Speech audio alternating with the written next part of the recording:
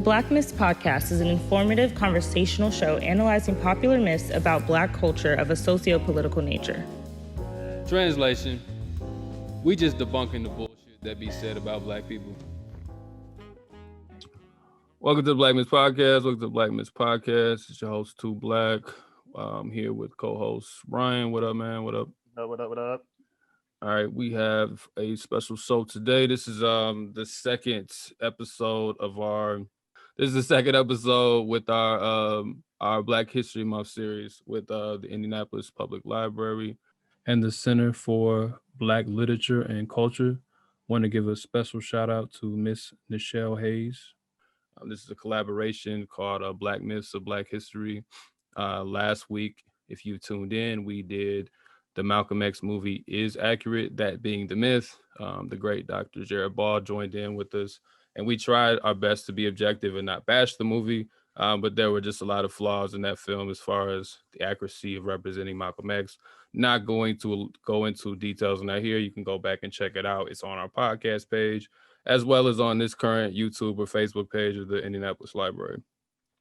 Today, our myth we're covering is the talented 10th. There's not one specific thing about the talented 10th that's a myth. I think our understanding of it overall is a myth. So we're going to cover a long history of it. We're here with Dr. Charisse Burden-Stelly, also known as Dr. CBS. If she saw the last episode, Dr. Ball shouted her out with a Nas quote about one eye or something like that. He attributed that wrongly to Nas. That was actually Jay-Z, if he's listening in. But yeah, like the network, but that's an inside joke. Y'all either get it or you don't. How you doing, Dr. CBS? Would you like to introduce yourself? Yes, I am Dr. Charisse Burden-Stelly. I am an assistant professor of Africana Studies and Political Science at Carleton College.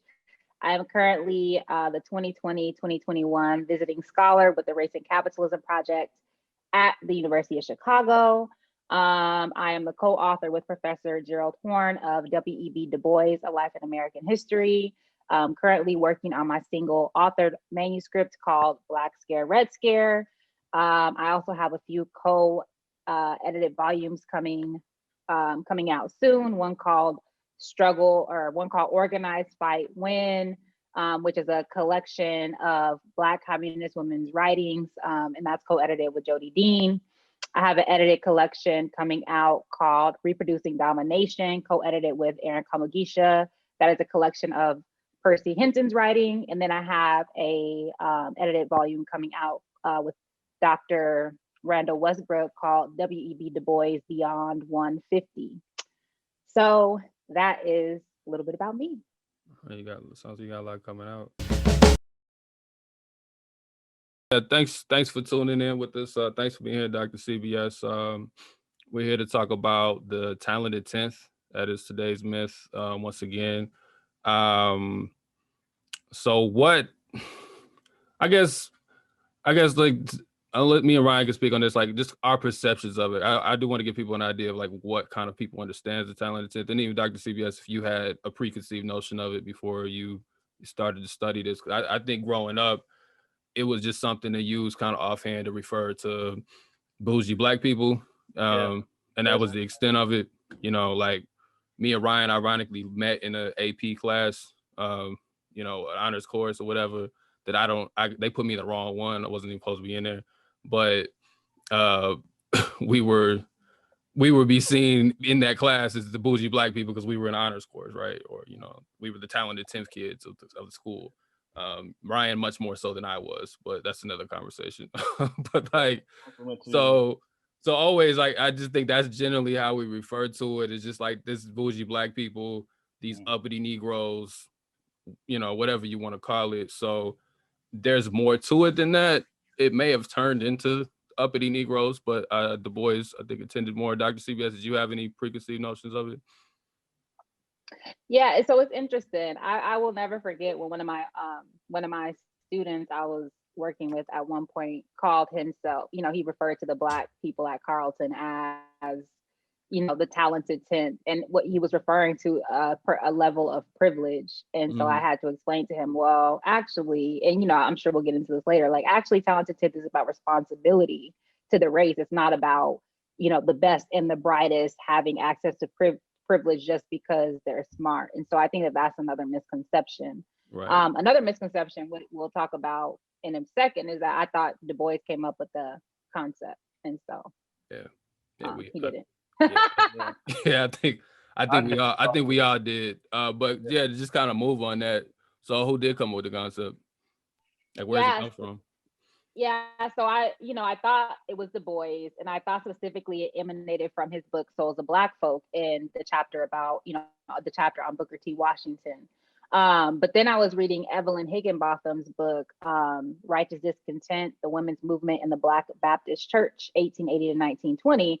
And in that book, she actually pointed out that it was the founder of Morehouse College, a white man named Henry Lyman Morehouse, who actually had an essay called The Talented 10th, published in April 1896, in which he basically defined the talented 10th in this way. He said, quote, "In the discussion concerning Negro education, we should not forget the talented 10th man.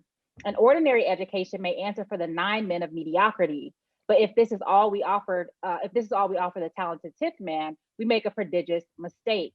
The 10th man with superior natural endowments, symmetrically trained and highly developed, may become a mightier influence, a great inspiration to others than all the other 9 or 9 times 9 like them," end quote. So he goes on to say, quote, "I repeat that not to make proper provision for the high education of the talented 10th man of the colored people is a prodigious mistake. It is to dwarf the tree that has in it the potency of a grand oak. Industrial education is good for the 9. The common English branches are good for the 9. But that 10th man ought to have the best opportunities for making the most of himself, for humanity, and for God."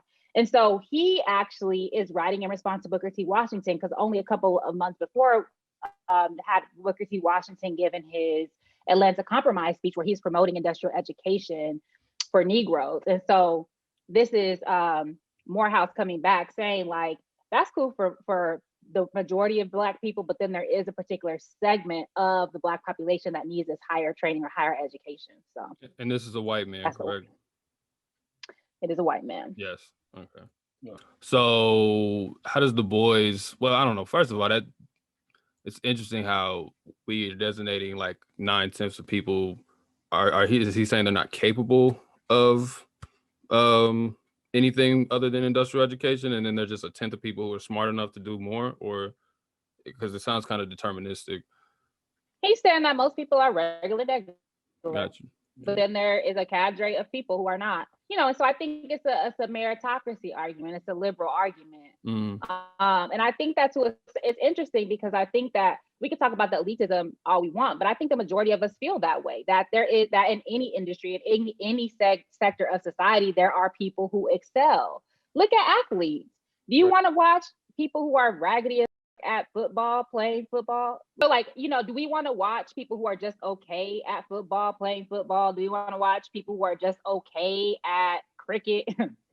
No, we want to watch the best of the best. So it's built on this idea that those who have particular types of talents deserve to build up that training, right? So if you're LeBron, you deserve to have access to elite coaches, to elite, to an elite trainers industry to continue to develop that, so it's kind of like that. Okay. And that was was it the American Baptist Home Mission Society or something like that? So what inspires Du Bois to adopt that? And he adopts it for what particular purpose? So I guess 2 questions: why has he adopted, and for what purpose? Well, interestingly, it's actually in the book, his Philadelphia Negro, that he first introduces the concept of both the submerged 10th and the talented 10th. But he's basically talking about, in terms of the submerged 10th, he's talking about like the criminals, the loafers, the sort of what Karl Marx would call the lumpen proletariat, right? But then when he's talking about the talented 10th, he's talking about the best families, right? The most sort of affluent and productive families. And it's really in pages 315 to 318 of the particular version of the Philadelphia Negro that I have. But essentially, he does come out and say that these are the people who are the most cultured. They are the ones who are best equipped to lead the race and to improve the very, very poor conditions that he studies closely in the Philadelphia Negro. But the other thing that he points out there is that there's a particular way in which, without Negro leadership, the Negro masses will look to the white society and to the white community for mores and for leadership, which makes them sort of develop a disdain for the talented 10th of the Black community.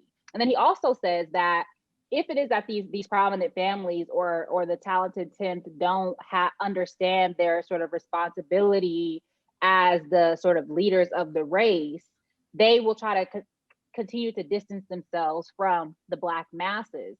And so here we see him the sort of foundations of this idea of the talented 10th, even in this kind of this pretty elitist understanding of the talented 10th in the Philadelphia Negro. We see the reciprocity that he's trying to lay out between the talented 10th and the rest of the Black masses, and challenging this idea that white industrialists, right, white philanthropists should come in and fund and handpick some magical Negro and fund that person to then be the leader of the race, not based on anything other than this person is willing to serve their interests.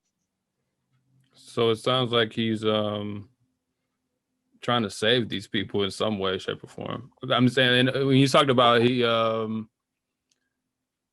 understood that if you didn't have this class, then the masses of Black people would essentially go to the white folks and surpass the Black leadership, which would be worse. So he's saying if there is going to be some type of like management, there should at least be Black people. Is that a fair interpretation of that? I think he's saying that there is a group of Black people who are very much capable of leading the race. Gotcha. And of making decisions for Black people that are rooted in the experiences and the realities of Black people. And in the final analysis, white people are rarely going to have the best interests of Black folks in mind. Right. The whole idea, the concept of the talented 10th, would you say, was it a pushback on Booker T's style of leadership? And I also want to know some of the similarities between the two styles of leadership in reference to the talented 10 as well. That's just my own personal question as the second one. Yeah, so I think that it was absolutely a pushback on this idea that, all Black people needed to do was get property, get wealth, save money, and eventually keep their heads down, right? Work in these industries that were most necessary to white folks, and eventually they would sort of garner the respect and the acceptance of white folks, right? Of course, Booker T. Washington's position is much more complicated than that, but this is the sort of the basis of his advocacy of industrial education. At the same time that, as we know, Tuskegee Institute actually produced mostly teachers. So it's interesting. There's more convergence in the ideas of Du Bois and Booker T. Washington than divergence. Much of Du Bois's beef with Washington had to do with the way in which Washington was basically stopping people's bag. If it is that you critiqued him or you moved against him, he funded a bunch of newspapers, so he would have, he would prevent people from getting published. He would prevent people from getting jobs, and he would make life very, very difficult for his opponents. And so Du Bois and people like William Monroe Trotter, Ida B. Wells, Charles Chestnut, and many others were against that closing down of political and intellectual space, more so than they were against the idea of industrial education. Didn't Monroe Trotter try to fight him at some point? Booker T. Yeah, they did. Yeah, Monroe Trotter and the crowd. That's one of my favorite things in our book about Du Bois, is like that story. So Monroe Trotter was about that action. I really appreciate him for that. But yeah, so I think that it was both Du Bois trying to figure out, okay, how do we actually improve the material conditions and the livelihoods of Black folks?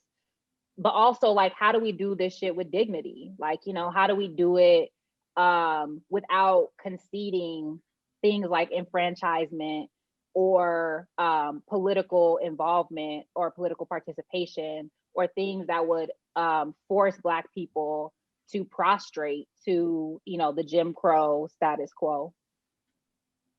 Right. So you're saying, I know we're not doing a show on Booker T, but you're saying his position is more complicated because I think the perception, at least among a lot of people, is, especially with the Atlanta Compromise, is we're not going to fight for any rights. We're just going to go to work and you know, we'll see what happens. Essentially, you know.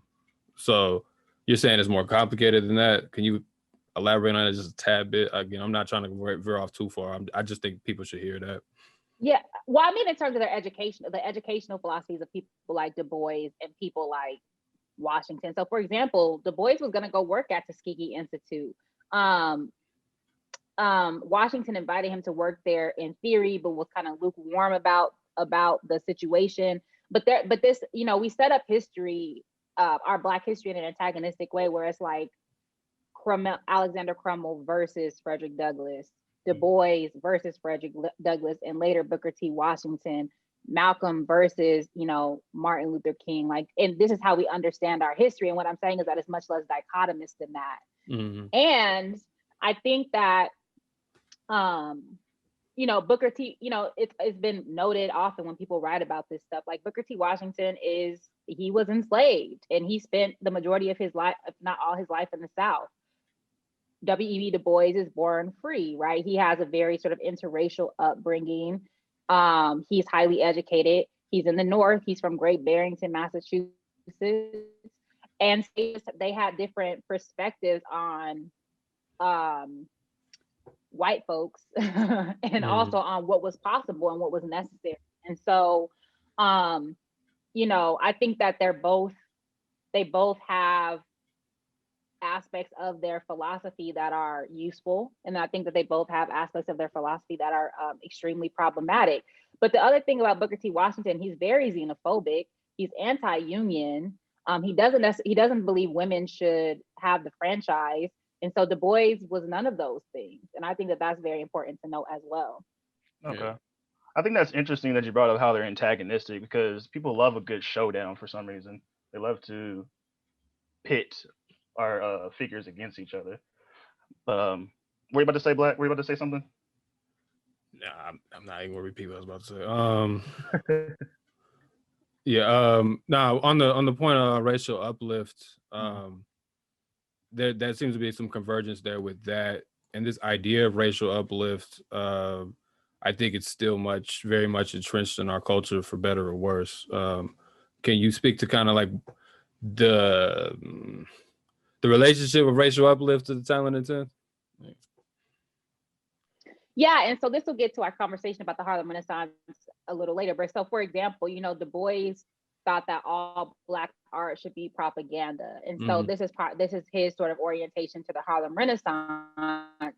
And people who produce the best propaganda in Du Bois's estimation is like the talented 10th, right? And so to him, the Harlem Renaissance and that enunciation of New Negro-ness or the New Negro formation was a manifestation of the talented 10th, right? These are the best and the brightest producing this art that is proving the modernity, the equality, and, you know, the sort of the spirit of Black people, if you will. And so in arguing that all art is propaganda means presenting Black people in the best possible light, because this is going to not only model what's possible, but also combat some of the stereotypes instead of the worst excesses of Black caricature. And so having positive images, but also having, you know, comporting in a particular way is part of moral suasion, or part of convincing, not only convincing white people that Black people are worthy of equality and citizenship, but also showing Black people showing themselves like these are not impossible standards that we can't meet, right? And so whether it's thrift, right, or chastity, or you know, staying away from things like gambling and hoeing and all that type of thing, right? It's sort of performing this civilization Is that for kind of a for ourselves. is that kind of a respectability politics, or what people will call it, or is it something else? Because I feel like sometimes that term is thrown around for a lot of things that may not be that. So, is that respectability politics? I mean, it is respectability politics, and the thing about respectability, it's not always a bad thing. So, for example, Mhm. if you look at like a lot of the mass protests that were happening up until up and through like 1970, everybody was suited and booted. Why? Because it's the pop. Because you put you present, you put your best foot forward. You present yourself well, right? And so all of these people, if you look at all the pictures, people were in nice dresses. They have suits and ties on it. I know it was hot as hell sometimes, but it didn't matter. Like they were dressed in a particular way because number one, especially in the 1950s and 1960s, this is the rise of televisual media, and Right. so they are on TV. But also because the way in which it's like you're presenting yourself in the best possible way. There's also this, the idea that of safety, that if you are covered up, so if you're like a Black woman, for example, that you're susceptible to attack, sexual attack, and also sometimes physical attack by white folks, specifically white men. And the idea is that if you want to do everything you can to try to sort of evade those attacks, and so it's not blaming Black women for the barbarity of white men, but rather saying like this is a form of protection. And so it's controversial, and oftentimes respectability politics are used to shame primarily the lower classes, but it's also a strategy. So I think, and so people are using everything in their toolkit, especially at a time when Jim Crow is at its height, to sort of do what we can to sort of protect and honor like our community. Thanks for that, because I mean, I'm not a fan of shaming people because of what they wear or anything like that, or how they behave or whatever. But I do think sometimes the term, like a lot of stuff, even like the talented 10th, are kind of taken out of context. Like there was a rationale to it, and I think now we just solely understand it as this victim blaming philosophy, and I don't know if that's all it was. I mean, that's a part of it, I guess, but I don't know if that's all it ever was like, just pull up your pants, young man. Like I think there was a little bit more to it than that. That's what it's become, but similar to a lot of things, it devolves. So yeah, you talked a little bit about the Harlem Renaissance and the artists, and as far as the propaganda piece. I do know there was some pushback between, I think it was Claude McKay. Correct me if I'm wrong. Yeah, because Claude McKay's art particularly wasn't presenting the quote unquote best. Sometimes he went into stuff. Sometimes talked about sex or some sometimes I think Du Bois thought his stuff was soap opera-ish. That was kind of his perspective. So how did that kind of play into this talented 10th, and maybe even there being some internal conflict even amongst that class as far as how to represent the Negro race, so to speak?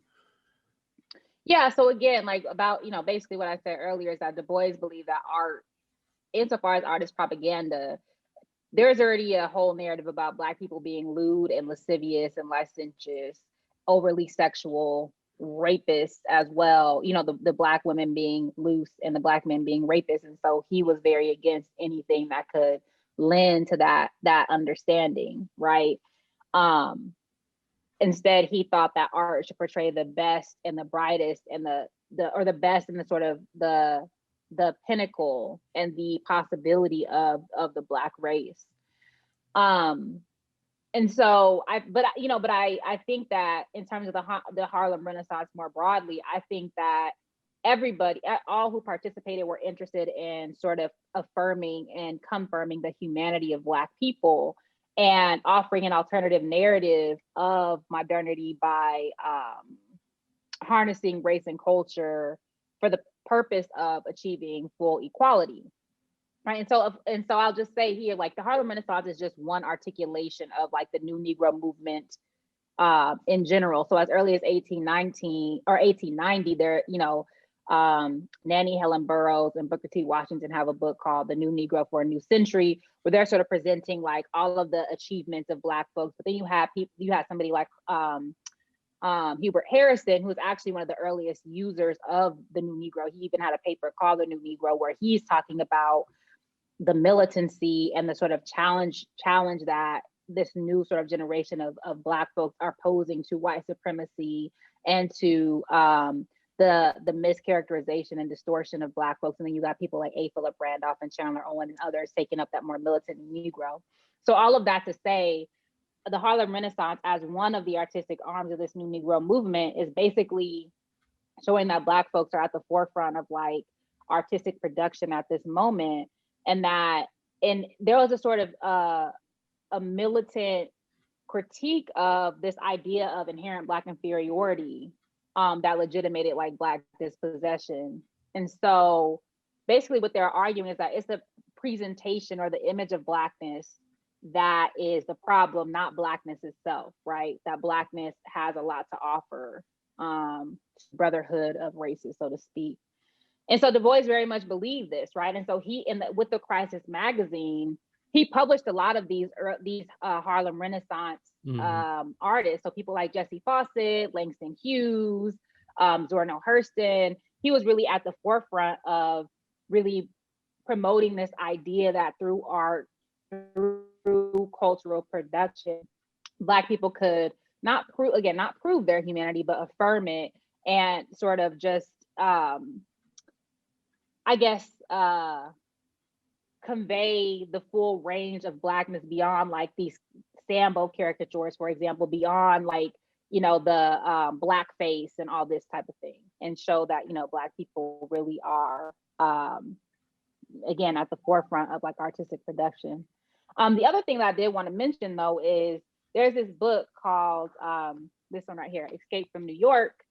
The new, what is it called? The New Negro Renaissance Beyond Harlem. That's really about, it wasn't just, we talk about the Harlem Renaissance, but there are many, this sort of cultural awakening, if you will, was happening throughout the nation and had many, many articulations beyond just art, right? There was, the Garvey movement. Or just Harlem. Yeah, just Harlem. Exactly.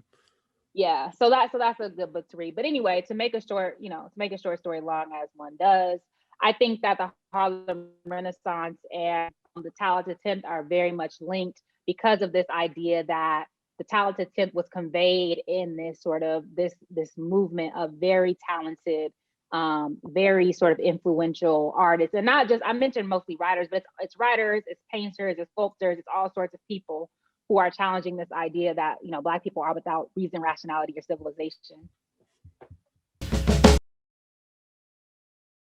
Okay. So as we move further away from the Harlem Renaissance, we start to see an evolution in Du Bois. And he starts to mention being inspired by Karl Marx. I want to know if you want to expound upon how Du Bois became inspired by Karl Marx. And it was also how he changed his whole concept of the Talented Ten and the whole ideology surrounding the Talented Ten.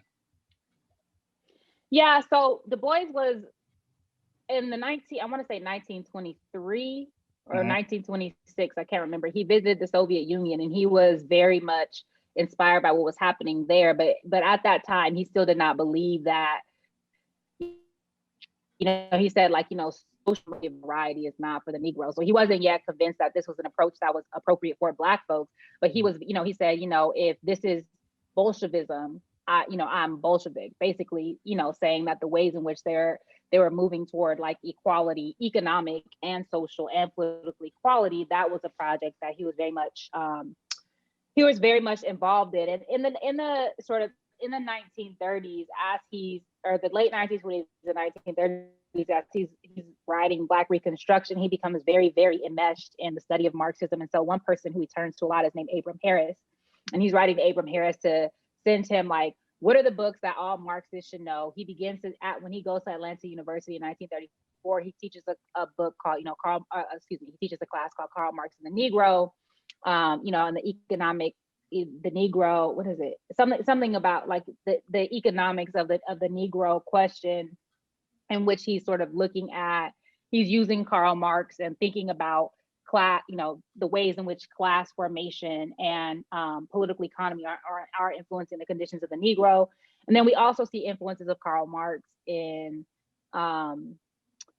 Black Reconstruction as a whole, like as a text. And so it is around this time that Du Bois begins to sort of refine his ideas about the talented 10th. He doesn't necessarily move away from them. So for example, there's something called the Second Immediate Conference that happens in 1934, where there's sort of like hardcore Marxists. So these are people like Abram Harris, E. Franklin Frazier, Emmett Dorsey, who are sort of really advocating for interracial worker solidarity as a solution to the Negro problem.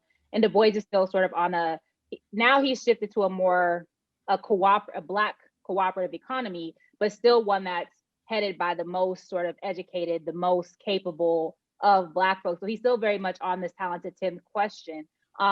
It's really in the 1940s, and especially by 1948, that he's really turned away from this idea of the talented 10th.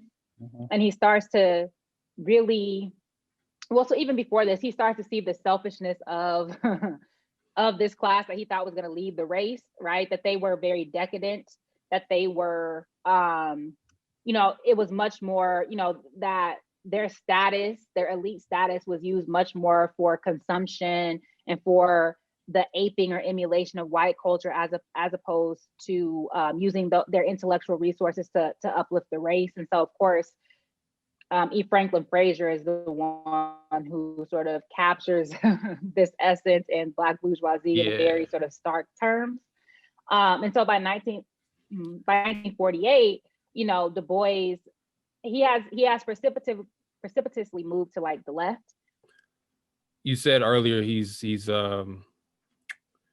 still skeptical when he's talking to some, I can't remember all the names you've named, but when he's talking to people about working with, the kind of like workers' revolution, he's still skeptical and still believes that it's more of something that should be led by this kind of vanguard of the talented 10th. So does he just not believe in, because I know in the talented 10th essay, he says never, it is, ever, was, and ever will be from the top downward, that cultures, filters, the talented 10th rises and pulls all that are worth saving up their vantage ground. And he also talks about like history is made from the top down, something I'm paraphrasing, as opposed to the bottom up. So does he not believe in Black people at the so-called bottom? Is he just more so believes that the people at the top are just more capable? Like what is that? How are we supposed to understand that?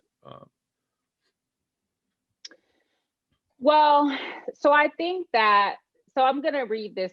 There's this chapter called The Colored World Within in Dusk of Dawn, right? Where he talks about class and how class operates in white communities versus for Black people, right? So he says, quote, there can be two theories here. One, that the rise of a talented 10th within the Negro race, whether or not it succeeds in escaping to the higher cultural classes of the white race, is a threat to the development of the whole Negro group and hurts their chances for salvation. Or it may be said that the rise of classes within the Negro group is simply a method by which the level of culture in the whole group is going to be raised. But this depends upon the relations that develop between the masses and the cultural aims of the higher classes. So he goes on to say that, unlike in the white community, Black people cannot follow the class structure of the dominant society, right? Because, quote, we do not have the economic or political power, the ownership of machines and materials, the power to redirect the processes of industry, the monopoly of capital and credit. On the other hand, even if we cannot follow this method of structure, nevertheless, we must do something. We cannot stand still. We cannot permit ourselves simply to be the victims of exploitation and social exclusion. It is from this paradox that arises the present frustration among American Negroes, end quote. So here he's saying that first of all, the differentiation between the talented 10th, right, and the rest of the masses is not so stark as in the dominant society. So there's a proximity between the talented 10th and the rest of society. He's also saying that this is a cultural project. This is a project of sort of building up the cultural sort of apparatus, or the the decorum, if you will, of the race. And it absolutely is a sort of top-down project, right? Right. But if we think about it, again, the talented 10th is people who have access to relative, right, privilege and resources.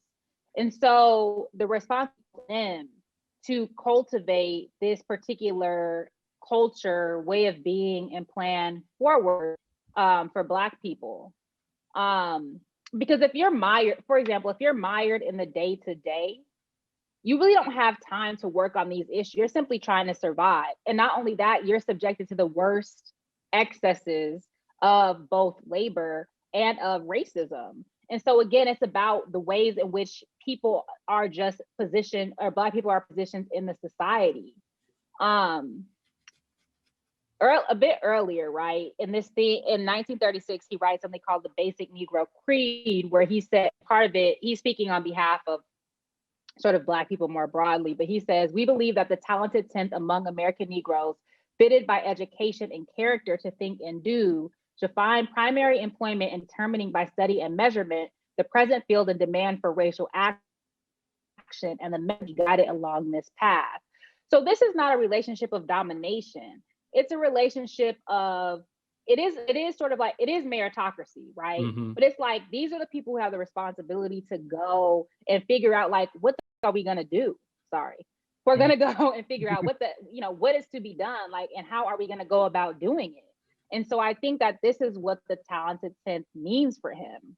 And so it's not necessarily that, it is, I guess, in a sense, it is that he did not believe, it's not that he doesn't believe the masses are incapable, because again, this is the leadership class. Right. But if you believe that the masses are inherently incapable, why would you bother leading them? Right. So I think that this, he's not saying that, they're disposable. He's saying that there is a group that has a responsibility to figure out what is done. That's how I interpret it anyway. Mm-hmm. No, I think that's good, because it's like, you're right. It's a contradiction, which we see a lot today, but that's another conversation. But it's a contradiction to believe that Black people suck, essentially, but you should be the leader of them. Because what does that say about you, honestly? Like, if you want to lead people that suck, like, I don't know why you're even just leave. You know what I'm saying? Like, I don't even know why you're doing this. So I think that's a good point. But it seems like, I think, again, the mythology around it is he, all of us bougie Black folk are the ones who can, lead everybody else, and y'all need to just follow us, and y'all don't know any better. We know better. And it sounds like it's much more nuanced than that, even if it is top down. And even though, as we're about to get to, that top down structure created a lot of problems, it doesn't seem like he was conceiving it. It seems like he was conceiving a form, like I think you said earlier, of responsibility. Is that a fair, like, this is a responsibility of these people, not just, it's just birthright, not necessarily, or anything like that. It's a responsibility. Would you say that he probably intended it for be like more like a teacher-student type of relationship, or am I off in saying that? Yeah, I think it's a servant leader, right? Servant leader. And so it's not a brokerage relationship, which is sort of what Booker T. Washington's relationship to Black folks, where it's like white people gave him money, and then he basically said, "This is what we gonna do," with like no consultation, and basically he's just trying to, he got money from various white donors and then sort of dictated what the approach would be. And he wasn't voted in leadership, like he was selected, right? And so I think that the talented 10th is like, these are people who have a particular character. And I think that implicit in that character is devotion to the race. I think it is sort of a commitment to being stewards. And so that's just how, that's how, when I look at the way that Du Bois, the types of organizations and the type of work in which he was engaged, people, whether or not he's elitist and all this other stuff, I just know that he was always working on behalf of Black people, and he was always studying, and he was always searching for, like, how are we going to get free? And I think that that's what he expected of his compatriots in this sort of group. And to that point, so they didn't necessarily follow in mass. Talking about the talented 10th class, they didn't necessarily follow in mass to at least not to the standard of Du Bois, to the point he does the Boulay speech, which you were going to speak on. But how did that go? 1948, and that's where he really starts to articulate some re-examination of it. I know he had made, as you alluded to, he'd already spoke on this before and but this seems like a fair pivot, from where he previously stood. Yeah, so there's this quote by John Henry Clarke. I love a good quote. And so yeah, read it. I love that quote. David Levering Lewis had an interview with when he was writing his Du Bois biography. He interviewed a whole bunch of people, one of which was John Henry Clarke. And so John Henry Clarke said the following. He said, quote, "Well, the talented 10th never had any talent. That's what Du Bois learned himself too late. The talented had no talent. They were just a bunch of smug people, Blacks, who misunderstood the responsibility of a college education. At a time when Blacks were seeking leadership and seeking direction, they were seeking self-aggrandizement. They had no commitment to the people then, have none now." And I think Du Bois misread them, but I think he lived to learn. He lived to learn. He lived to understand that, end quote, right? And so, Du Bois himself says he erroneously assumed that with knowledge, sacrifice, that with knowledge, sacrifice will automatically follow. He said, quote, "In my youth and idealism, I did not realize that selfishness is even more natural than sacrifice," end quote. He also says that, so he talks about,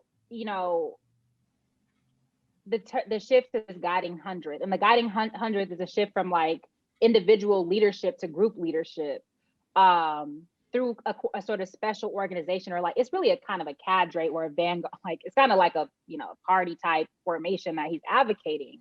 And he says that the talented 10th has to be more than talented, and they could not work as individuals. That they had to sacrifice and plan for an economic revolution in industry and the just distribution of wealth and resources that will make the rise of the race possible.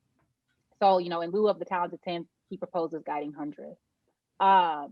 And so he's actually calling for the Boulay itself, which is a very small, like elite organization, to expand, right? And he's saying that they should expand by 3,000 people by the next meeting, and that their membership, they should number in 30,000 by 1960, which is the actual, at that time was the numerical value of 100th of the race. So he's saying that this elite organization needed to open up to actually be a grouping of Black people who worked for these different targets, but not least economic redistribution and the systematic study of Black people to actually be able to alleviate the problems which they face. So it's a group and collective, project. And then the Boulay was not really having that shit.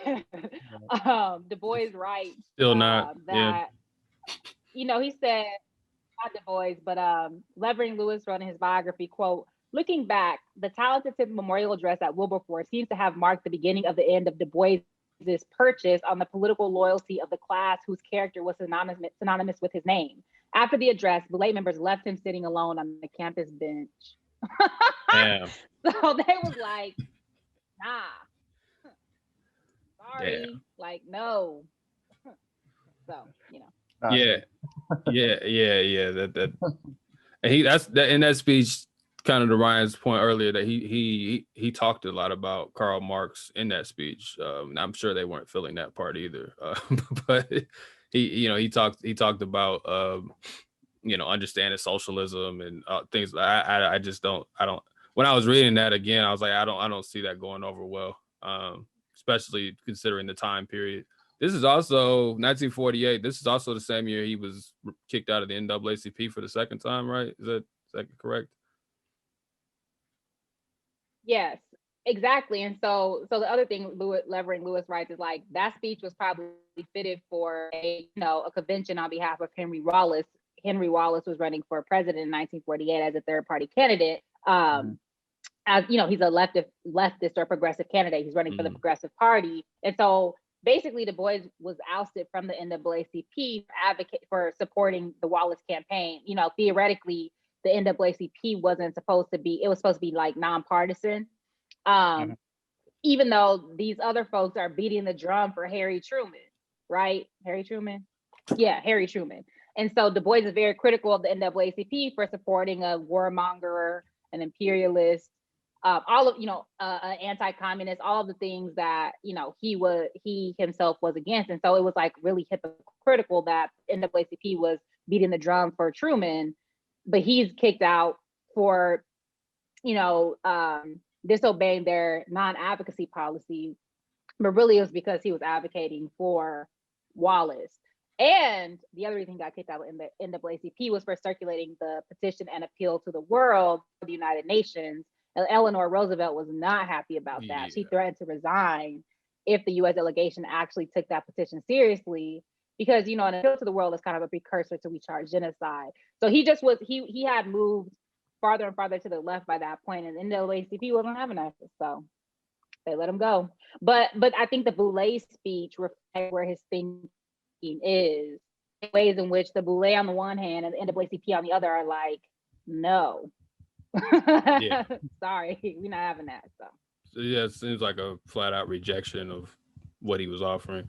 And I know I don't want to get too far off into the part, but I know we talked about this a little bit we talked about this extensively in the last episode you were on here with us, as far as at the time, Black leadership was the talented 10th essentially was not really interested in that type of radicalism, because they felt like there were benefits they could get by just supporting the Democratic administration. And this is during the time of anti-communism and, so-called fellow travelers and can never say that word right. Yeah.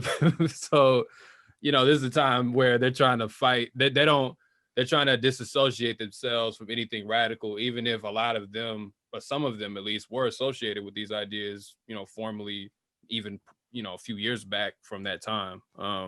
So how does that play into his understanding? And we're going to get to his trial and everything, but how does that play into his understanding of the talented 10? Just how he's clearly, in the beginning of chapter 11, you talk about how most people move more conservatively throughout their life as they get older, and he actually goes the opposite direction. And how does that play out?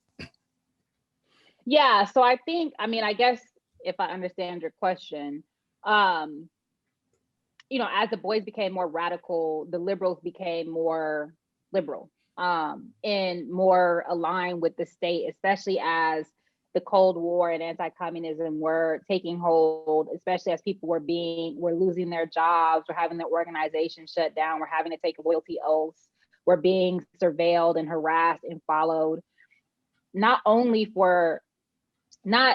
even necessarily for being communists, for being accused of being fellow travelers, which meant that you had any ideas in common with the Communist Party, or for advocating things like anti-colonialism, anti-imperialism, peace. These were all things that could get you sort of caught in the dragnet of the Cold War state apparatus. So for example, people could be accused of being a communist for having a Paul Robeson record. So it was real. It was serious. I didn't know it was that bad. Seriously? Like, damn. I didn't know it was that. Yeah, I didn't know it was that bad. Just having a record. And the thing is, this is old, right? So like, the Angelo Herndon case is in, 1934, and he gets arrested for insurrection for having communist literature. So like this disciplining and surveilling of ideas, it does not start in the Cold War. It just becomes sort of entrenched with all three branches of government converging on this idea of anti-communism at that time. And as the Bois is moving more toward these quote unquote subversive ideas, the bourgeois Negroes are like, no. So they're trying to disassociate themselves with him, and with, the types of people he was associating with at that time. And it seems like he's not the only one that had this happen to him, as far as Black leaders, where he's moving in a direction that doesn't quite fit the mainstream thought of things. I mean, it's obviously just happened to Dr. King later in his life as well. Well, why does the talented 10th abandon Du Bois at this time? This is 1951. Because they didn't want to get indicted. Next question. Yeah. So Du Bois is indicted for being agent of he was indicted under the 1937 Foreign Agent Registration Act. Interestingly, Paul Manafort, this is part of what he was convicted under, right? Because he didn't register as a agent of a foreign power vis-a-vis Russia at that time. Du Bois is indicted for ostensibly being acting on behalf of the Soviet Union because of his work in the Peace Information Center. So Du Bois is an octogenarian at this time, right? He's in his 80s. He's 84 to be exact, 83. I just looked it up. Can't 83. remember. It was 83. And he was literally 83. Or he was turning. He turned 83. Right? Yeah. Sorry. Go ahead. He was put in handcuffs. And then all of the, and so he was having this birthday party. All of the, there was people like Ralph Bunche, people like Mordecai Johnson, refused to come to his birthday party, refused to, to be a sponsor. And these are people who Du Bois had a relationship with all of his life. And so actually during his trial, one of the strategies that one of the lawyers, Bernard Jaffe, has suggested was going to all of these prominent Negroes and having them be character witnesses. And and so few people were willing to do it, Black and white, that they had to abandon that strategy. And so, but again, it's like people didn't want to be indicted. They didn't want to be associated with somebody who was going to be indicted. They sure didn't want to be associated with no communist ideas. And so, they abandoned him. And it wasn't everybody. Mary Church Terrell stuck by him, E. Franklin Frazier, and of course, all of his leftist homies, including, Paul Robeson, Lorraine Hansberry, Alpheus Hunton. So all of the leftists obviously rode for him. But, the centrists and, the other, others in the class of respectable Negroes were not, they were not having it. So. Right. And he ends up. Go ahead. My fault. Go ahead, man. Go ahead. My bad. I was saying, it was sticking with the 1950s. I remember in your Groundings podcast interview, you mentioned how the 1950s is the first time Du Bois saw himself as part of the working class. I was wondering, why is that important for Du Bois to see himself as part of the working class? Yeah, well, he saw himself as a worker. And it's important because this has to do with like, who is going to resolve the crisis of capitalism, right? Who is going to resolve, or who is going to resolve the sort of situation that Black working and oppressed colonized groups find themselves in? And if it is, for example, that I see myself as the niggerati, right? And I think that I'm committed to the uplift of Black people, I'm going to think that it is the niggerati that has the answers. But if I see myself as a knowledge worker, right? Even though I'm an academic, if I see myself as a knowledge worker, that is who I'm going to be oriented toward in terms of thinking about not only who are solutions for, but who actually has the resources, right? The intellectual resources, the political resources to resolve these crises. So I think that is an important revelation for Du Bois in that regard. So that's a pretty strong break from his previous stance, right? As far as thinking that the answers rest with the masses, not that previously, you noted that obviously he didn't think Black people at the bottom were worthless or anything, but he felt like the people who had the most access had the most. I think I'm assuming this correctly. Had the most to offer as far as the answers, at least as far as leadership, and now he's seems to be not necessarily believe that anymore. Is that fair? Yeah, I think that he is having a sort of shift in his ideas. I don't know that Du Bois ever abandons the idea that there are certain groups or certain cadres of people who are ideally suited to lead. But I do think that he is much more attuned to the fact that the people who are most exploited and most oppressed don't simply just need to be led, that they also have the capacity to lead and Right. to sort of, they should have a voice in what the political solutions are. Right. I guess to kind of bring it to today, or just kind of what you said at the end there. I don't know. Sometimes I find myself torn in it because I think people can probably hear from what we do on our show. We don't really have a lot of love for the Black bourgeoisie, yay or nay. But at the same time, everybody does have a role. I would like to think. So, how do we negotiate that? How do we negotiate that? Because it seems like on one level that the talented 10th never really lives up to whatever Du Bois conceived it as. I mean, they have their moments, like the civil rights movement is probably their best moment, since we've been here, I guess. But like, they have other moments as well. But how do we reconcile with this idea of like leadership in and of itself, where there's still I think a heavy belief that it's still like those people the celebrities, the people who have the most access to things, who should be our quote unquote leaders. And we find ourselves very disappointed, on Twitter or whatever, when they don't live up to, whatever we believe they should be. So how do you negotiate that, I guess? And then, I'm not saying you have to speak for all of us, but how would you go about negotiating that? Well, open Black woman. So I think we need to re-specify what we mean by talented. If we're talking about a talented 10th, it doesn't mean necessarily people who have academic training. We need to think, to me, talented people have skills, they have organizing, they're organizers, they have real ties and real stake in communities. They're people who can do stuff beyond just think. Like for me, I think I'm useless to the revolution, to be honest. I always say that, like, I may not get there with you, word to Dr. King, because I don't got no real skills. I'm just, smart to the extent that smart is a skill. And so I think that we need to, like, when we think about talent, like, what do you mean, and to what end? And so I think that that's the starting point.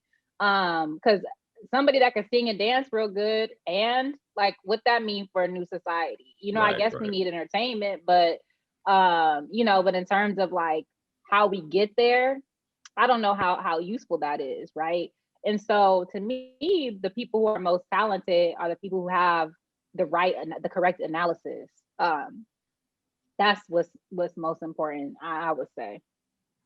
Right. So kind of like we were saying earlier, where the mistake was made, where the talented 10th, Du Bois didn't conceive it as just being simply people who inherited it because of their class position, just solely based on that, having no skills to lead or anything like that. But it seems like we still make that mistake of, because somebody has a talent of any form, like you said, not necessarily a talent that transforms society by any matter, but because you have a talent to do a sport, to sing a song, to give a speech, to become a politician, then that inherently means that you have the talent to liberate us. And that seems like a major gap for me, as far as like what could be done. But it seems like even when we were joking at the beginning about how me and Ryan met in AP class, like it's just assumed because you're a smart black kid that you're gonna save the black race. Like I felt that before, and I've never. And then I look around at some of the other kids. I'm like, these niggas aren't saving anyone. You know what I mean? So it's just like responsibility to be thrust on somebody so young. Because I remember, like in high school, we talked about this plenty of times in Indianapolis, being at the Black Leaders of Tomorrow conference. Stuff like that is like, you assume just because I guess you're a smart kid that, like you said, you can automatically are able to lead the race into victory or whatever the case may be. Yeah, and it's always dressed in that language, like Black Leaders of Tomorrow, or the Black scholars it is. But when you look at the application of it, it's normally not. It's not even usually about that. Like it's like countries that call themselves the Democratic Republic of something, and it's not even close to what that ends up being. Like that's how a lot of these conferences are. They get called some Black excellence or whatever. And it usually just feels like it's more so just to entrench that group of people and to make themselves feel good. I don't, Dr. CBS, I'm just talking at this point. But Okay, well, the other assumption is that people have the desire to do desire, and number two, the politics, right? And the question is like leadership to what end? People can lead you to do all sorts of shit. Yeah. That you have no business doing. And so I think that that's the important question. It's like, to what end? And so that I think is something that we need to consider. Just because somebody is highly intelligent, they can use those powers for evil, or they can be kleptocrats, like meaning they will steal everything not nailed down. They could be, they can have all sorts of maladies, and I just, I've said many times, I just don't think we need any more. It's like, I think the leadership model is played out. I just don't believe that. Like, I don't think we need a spokesperson. I don't think we need, a very effective leader. I don't care how righteous or how principled they are. I just don't believe in that. Because we're a heterogeneous bunch. Like, there's nobody can represent the majority in that way. And so, like, I just, and we definitely need to move away from this idea that this sort of like, so, the motto of the National Association of Colored Women, which was founded in 1896, is like lifting as we climb, right? Which is it's an uplift model. And it's this idea that, as a particular group ascends, you pull everybody up. But we need to tear this shit down. So it's not about lifting, right? It's about struggling. And so I think that needs to be the leadership model, to the extent that we have leadership in the first place. So that's my perspective. No, I think that's fair. I think just to read this Joy James quote, she says there's kind of to what you just said. There's no one authentic way of being Black or American or intellectual. There are, however, ways of being political. And while all Blacks, even those with contempt for non-whites and non-elites, are authentic, their intellectual stances reflect a politics that will either challenge or accommodate oppression. To your point about leadership, though, I mean, we've seen different experiments of it today. With and it was noted in that Amani Perry piece about Black Lives Matter, try to be leaderful, or Ella Baker, who we talked about in previous episodes. She had a much more dynamic form of leadership that was transferred over to SNCC, Student Nonviolent Coordinating Committee. So we have tried. I think that's the thing that's important to note. We have tried other forms of leadership, and they have been successful, relative to what we sought out to accomplish. Like, it hasn't always been a charismatic leader at the top or anything like that. Like, there has been more horizontal leadership, if to name it, and there has been more radical leadership. But I think the leadership that we're often given is this kind of like, you can come up and you can be the spokesperson for everyone. And I think that's even harder now than it was even when Du Bois's time, because you're not talking about everybody's like trapped under Jim Crow, where everybody's only getting a small modicum of access. Now you have all these Black politicians, and you have all this visible representation, if it's representation. You have all these people on TV, and versus there was a time when, you know, you were happy to get a black sidekick in a movie.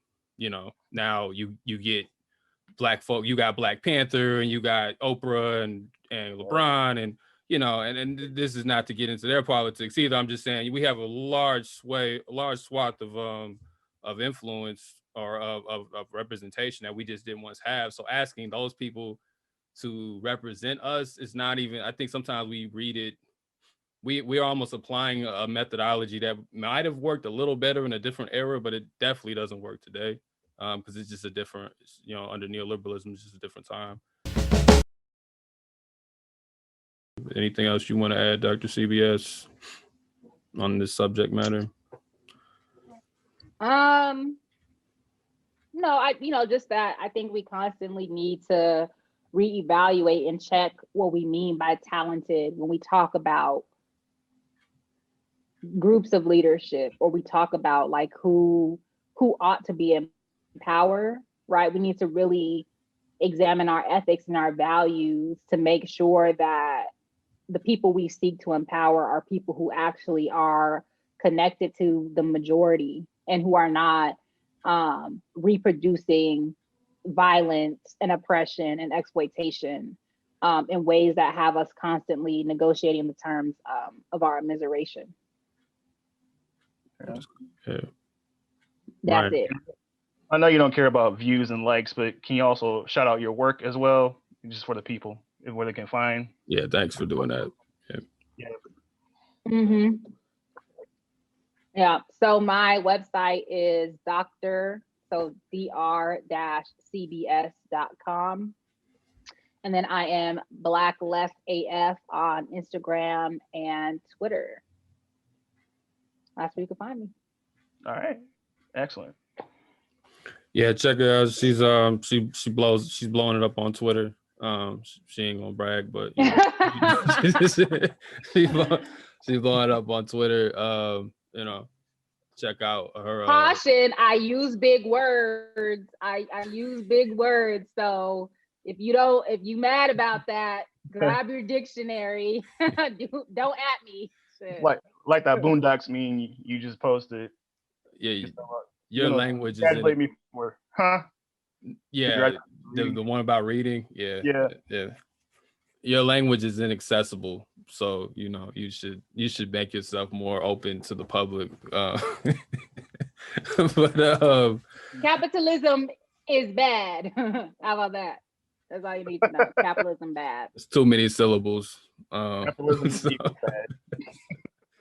bad. But nah, yeah, thanks for being with us. I hope y'all learned something. As long as everybody behind the scenes is doing what they're supposed to do, our Patreon will be up, so please support that. This episode, depending on how it gets edited, there might be some overtime of that on our Patreon. So please support our Patreon. You know, continue to support the podcast, continue to support the Indianapolis Public Library. This is one of very few spaces where we can actually have a free conversation about these things without anybody trying to censor us or water it down. Hopefully I'm not speaking too soon. But yes, thank you everybody. This is the Black Myths Podcast. Next week we will have an episode on the myth being the Willie Lynch letter was real with Dr. Rasul Mawat. That is the Willie Lynch letter, you know, I think it's starting to decline with the younger generation, but I don't even know. But I know growing up, it was used as the explainer of everything wrong with Black people, from slavery to the very moment that you're standing in. Everything that you've ever experienced is because of that letter. So that's the myth, obviously. So we're gonna deal with that letter and some of the history behind it, and the inaccuracy that permeates throughout it. So thank you. We'll see y'all next week. Peace out. Peace.